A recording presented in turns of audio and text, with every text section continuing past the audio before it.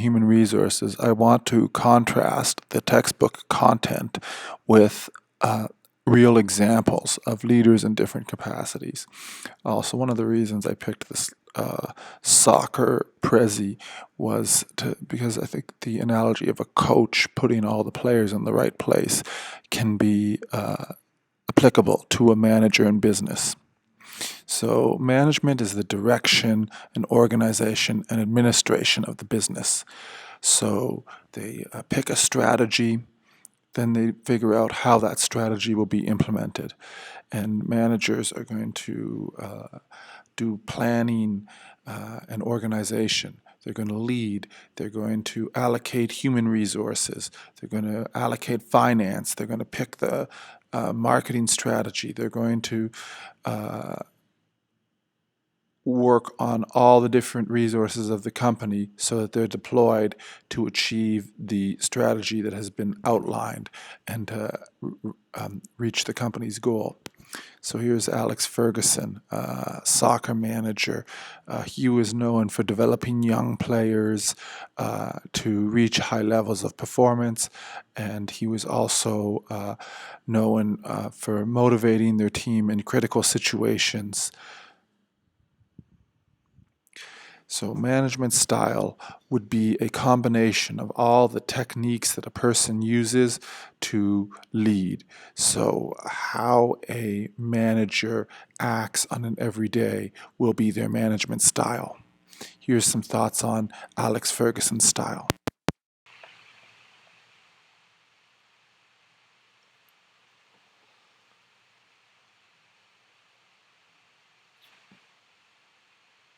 He's so admired that the Harvard Business School published an academic study on his management skills, and he later gave a lecture at Harvard on his various policies and secrets. Join me in the trophy room. Now, we've got three things: creativity, criticism, and control. The management speak of Sir Alex Ferguson. On the control question, he says you can't ever lose control. Well, he did it a couple of times on the sideline, but not very often. And he says quite clearly, if anyone steps out of my control, that's them dead. Some would say that's almost bullying tactics, but it certainly was a treatment for its time. Remember, control. You can't ever lose control. As for criticism, Ferguson was renowned for the hairdryer treatment, literally blasting people who got things wrong. But it was a nuanced approach, he said. A nuanced approach was needed, case by case, Ferguson said. And he truly believed that nothing was more important than hearing the words, well done. Control, criticism, and creativity, finding new ways to inspire a team.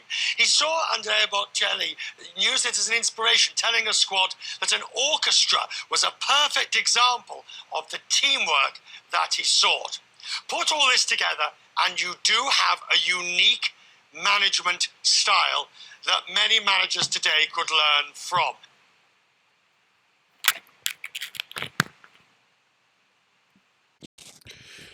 So, yeah, like a football coach has to make decisions about game planning, who will be on the team, what to do during the game itself, a manager will have to do the same. One thing that has changed over the years is that management style is more collaborative. There used to be what was called Theory X management, which was employees just needed to be given direction. They had to be told precisely what to do. You do that, you do there, you will go over there. And all that the manager had to do was allocate the employees, teach them how to do their job, and everything would take care of itself.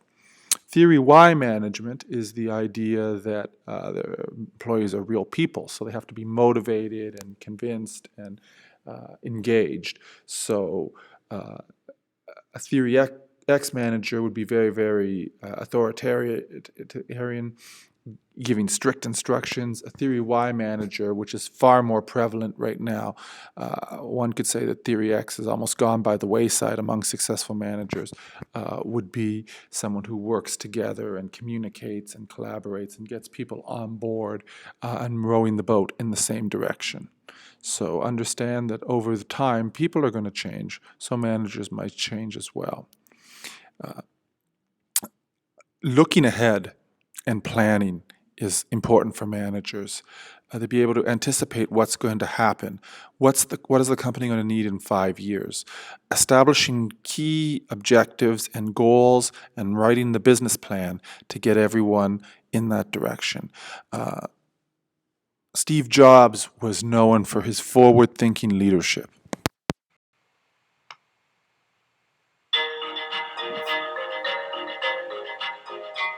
I think you need to learn to have passion for doing the right thing and for making it insanely great. I think you need to have focus. He really eliminated any distractions and said, here's the top 10 things we want to do. They'd fight over what would be on the top 10 list. Then he'd cross out the bottom 7 and say we have to focus only on 3. And he kept things simple. He kept saying, we could make products that added this, this, this, and this, but soon it would be too confusing to use. Let's make it so that there's one click, one button, one easy way to get to things. That simplicity, that focus, that passion for perfect products, that's the main lesson from Steve Jobs. You know, there were things he did that drove people to distraction. One of them was the reality distortion field. People would say, this is impossible to do, and Steve would stare at them and say, you can do it. Sometimes he was wrong, but more often he was right. He drove people to do things they thought were impossible. One of the things about Steve's products and the way he was as a leader is he was deeply emotional. He connected with his consumers. He connected with the people around him. Even though he could be rough on them at times, he knew how to really inspire them. And sometimes he'd be crying out of emotion because that's how strongly he cared about a product. And when you get one of the products he made, even the way the box opens, he had a design patent on that because he knew how emotional just the unpacking of a product could be. Pour your emotion into products if you want to be more like Steve Jobs. Steve's ability to think different means that he transformed whole industries, starting with the personal computer. Personal computers were for hobbyists and hackers, and suddenly said, no, we will package it and make it beautiful so that it will go to your home and be on your kitchen table. He does that with digital animation for films.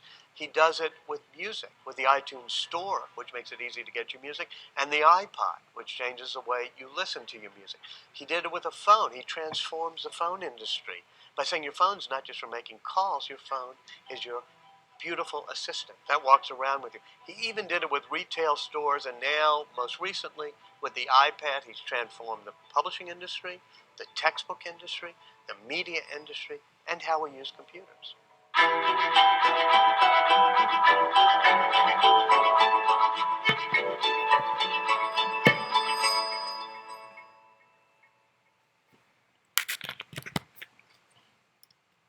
So a good leader look forward, but it's not just a matter of establishing that vision and that plan. It's organizing the structures and putting people in place so that they can achieve those goals. So putting people together in teams, making sure that the right people are in charge. Google did a survey of hundreds of teams and tried to figure out what is the right conditions for a team to work well. And it's not just having the best people on each team.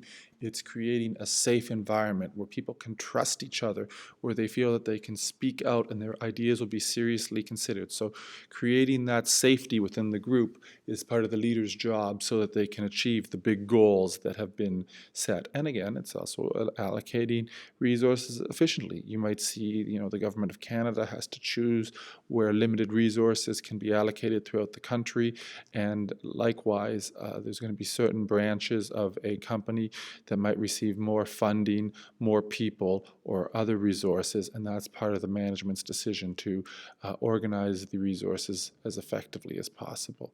Mike Krzyzewski is a basketball coach. He coaches at Duke University. He coaches the U.S. Olympic team. He's known for communicating well with people, really convincing them to get on board. And he talks about how, by engaging sort of their heart, by reaching them and connecting with them, it's the first step to motivating them properly. So when you're team building, you want to identify the top performers and creating a team around them that will help them succeed. And the teams need to have a diverse group of opinions. Diverse teams bring a wide variety of expertise to the situation. They're not just from one viewpoint, and there's a give and take, and they come up with more creative solutions. Here's Mike Krzyzewski on teamwork. Favorite quotes in your book is this: leaders have to search for the heart on a team because the person who has it can bring out the best in everybody else. Two questions: how do you find the heart on a team, and then what do you do when you find that heart? Well, in putting together a team and developing a team, finding the heart of the team is huge. You know, sometimes you see it in a young kid and you say, that kid has the ability, I call it a spirit. He has a different spirit. Once we get him in our program, I have to give him some more latitude where he feels comfortable in instinctively following that spirit. If he can do that, then at some time he will show his heart. You talked about the fact that I'm the heart and I'm on the bench, but somebody's got to make the play on the floor. And in business, how does a leader have the courage to not be threatened by someone on their team that has tremendous heart and allowing them to be the heart at the right time? Well, you bring up a good point about courage, allowing others to show courage, not just the leader, and how some so-called leaders are threatened by it. If you're threatened by it, you're not a good leader. That leads us to crunch time. I mean, this is a term when a leader's got to make a decision and he or she has a split second to do it. What separates the great leaders from the rest of the pack at that moment? A lot of people ask me about crisis management. What do you do in a crisis? I said, it's too late. What do you mean? I said, well, if you've created an environment where you communicate and trust, you're collectively responsible, you care, and you have pride, it means you know your people. And so at that instant, you will make a decision that will be the best for your unit.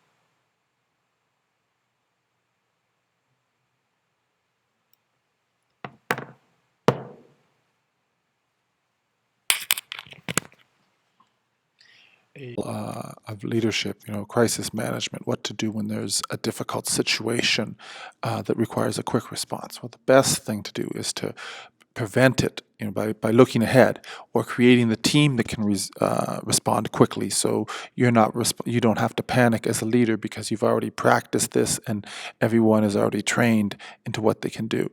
So then we have controlling and evaluating. Are we making progress towards our goal? Reviewing results, reviewing quarterly results, assessing employees, and if there are any gaps, create a plan for improvement. To creating objectives, big picture goals, along with key results, the steps that need to be reached to get there. And then if there's a gap, one of the objectives is fallen short for 2020, you create a plan to make sure that you're going to reach it for 2021. Bill Belichick, a football coach, he really micromanages the game, and really nothing's too small for him to plan or oversee. Motivation. You need to be able to understand what people need, what they're looking for, and make them feel wanted and inspire them to develop. Mike Krzyzewski, he talked about the eye contact to really connect with people. So there might be a deadline. You need to really inspire people to meet the deadline, and that's where the motivational skills are going to come in. Here are some speeches that Bill Belichick gave before big games, before the Super Bowl, and he uses a couple of different strategies to motivate the New England Patriots. Not the guy who leads the league in punting, not the guy that's got 15 sacks, not the guy that's got 1,200 yards rushing. It represents the team that's the toughest, smartest, most confident team. Right? And if you think back to our season, no matter what tough spot you've been in the end, the reason why you won was because you identified the situation, you heard the call, and you did your job. That's what execution is about. This game's about execution. There's one champion. Everybody else we play. Snap, ball down, kick up, kick is on the way, kick is good!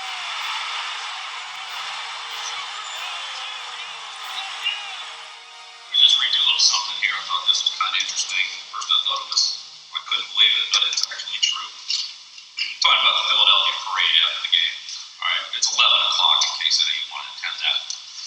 It's going to go from Broad Street up to Washington Avenue, past City Hall, then down to Benjamin Franklin Parkway, and we'll end up at the Art Museum.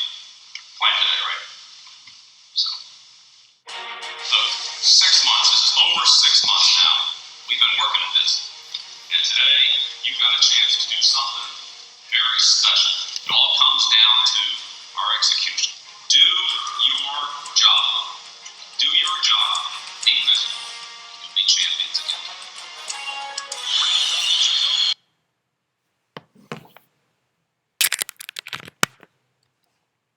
So feel pride, do your job, and encourages people to be accountable, that their job matters, and in order to inspire them to play hard for the big game. So leadership, is inspiring others, directing others. So a good manager not only can do a budget, but they can lead human resources, and they can get the human resources in the company to be doing as well as they can.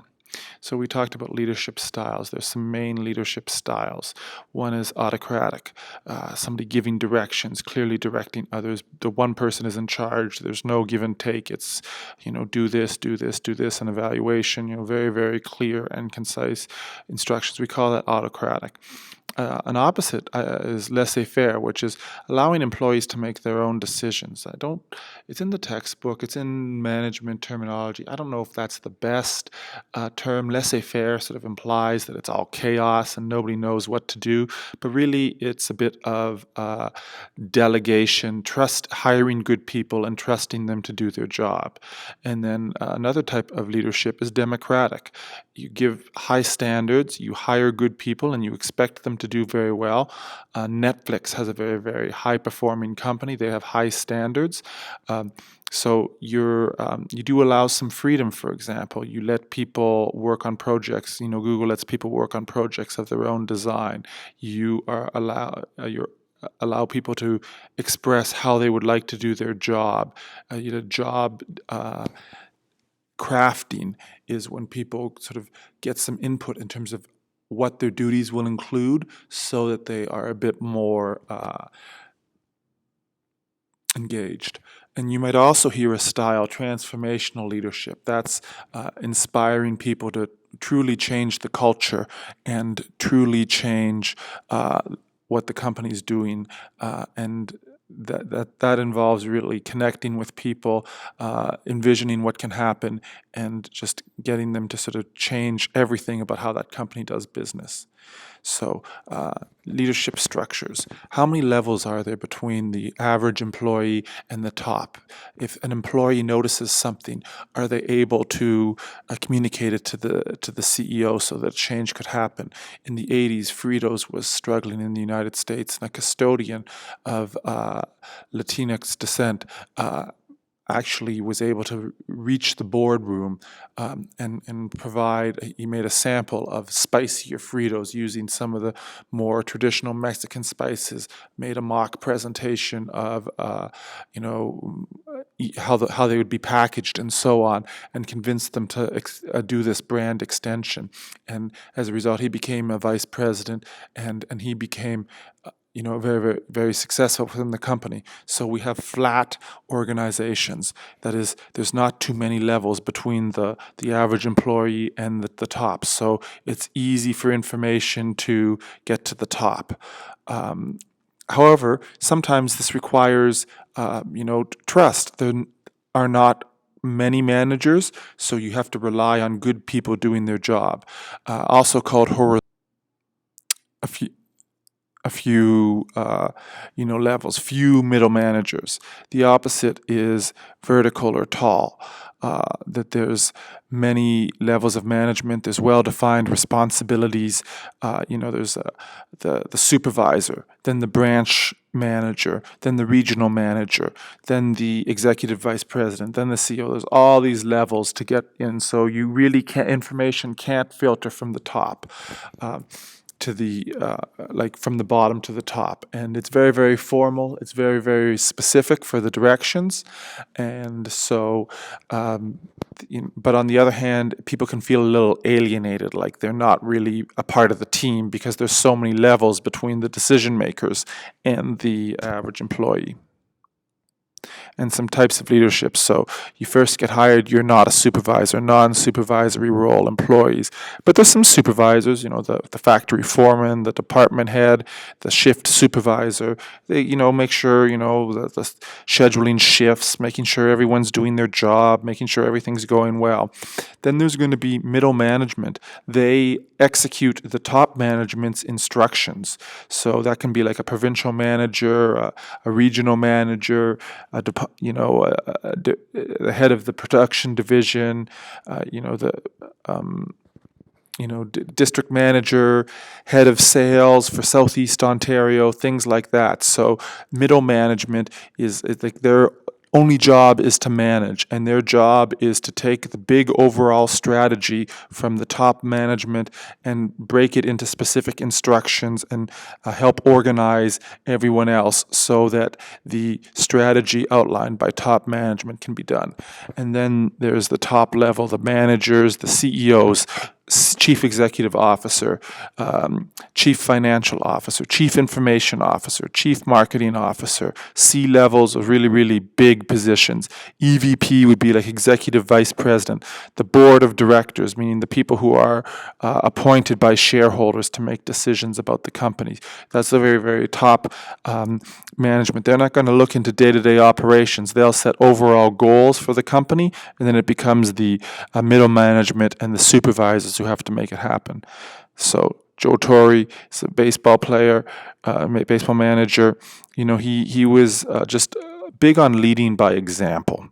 He managed the New York Yankees when they won 3 World Series, and he was big on leading by example and, just being a person of character.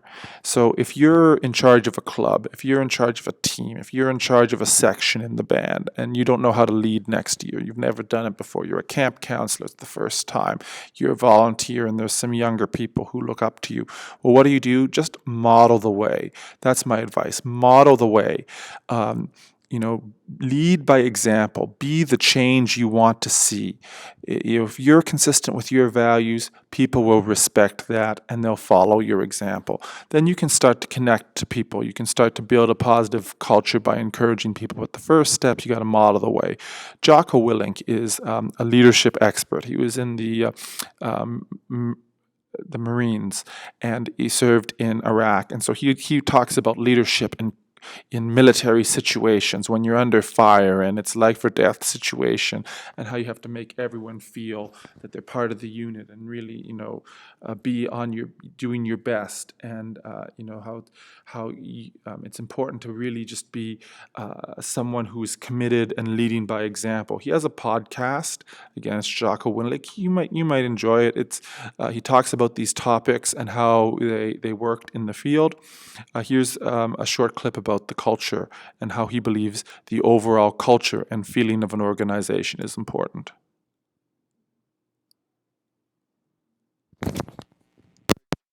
How do you begin to change the culture / school of thought of an industry or a company?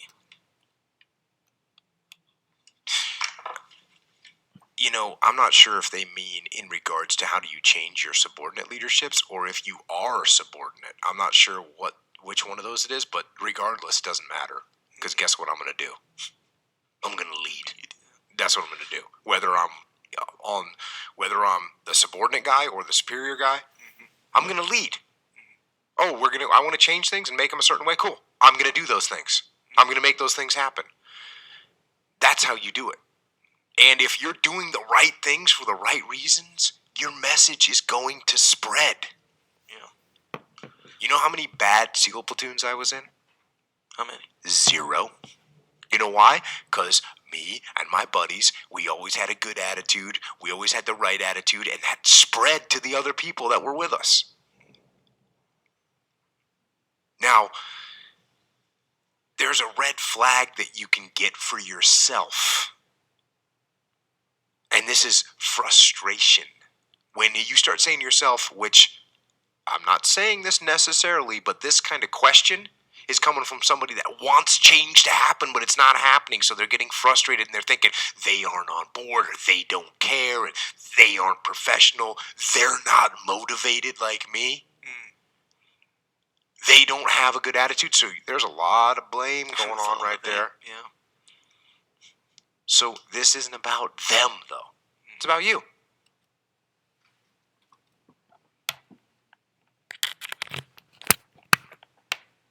So I like that close.